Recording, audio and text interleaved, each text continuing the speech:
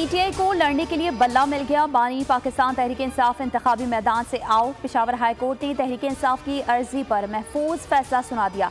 Election commission का 22 दिसंबर का फैसला कलअदम करार, पार्टी सर्टिफिकेट जारी करने का हुक्म। अली जफर कहते हैं हाई कोर्ट ने इंसाफ व कानून के मुताबिक फैसले की रिवायत बरकरार रखी।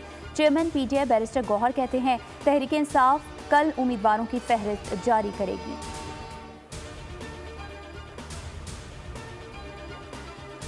शोहदाए रियासत की कुर्बानियों को फरामोश नहीं कर सकते। ये दहशतगर्दों को बुज़दिलाना कार्रवाइयों का शदीद रद्द-ए-अमल देंगे। वज़ीर आज़म अनवारुल हक काकड़ की दहशतगर्दों को कड़क वार्निंग, कहा शरपसंद 24 करोड़ लोगों के अज़्म को हरा नहीं सकते।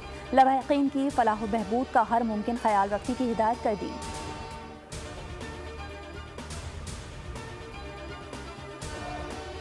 लकी मरवत में सिक्योरिटी फोर्सेस और दहशतगर्दों के दरमियान फायरिंग का तबादला। पाक फौज के 2 अहलकार मोहम्मद अफजल और अबरार हुसैन शहीद।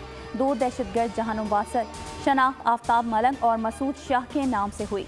ISPR के मुताबिक मारे गए दहशतगर्द सिक्योरिटी फोर्सेस के खिलाफ कार्रवाइयों और मासूम शहरियों की टारगेट किलिंग में भी मुलविस थे।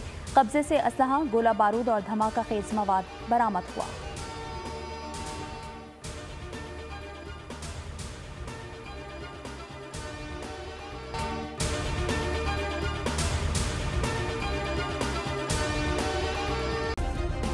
सब्सक्राइब करें और बेल दबाएं ताकि कोई खबर रह न जाए।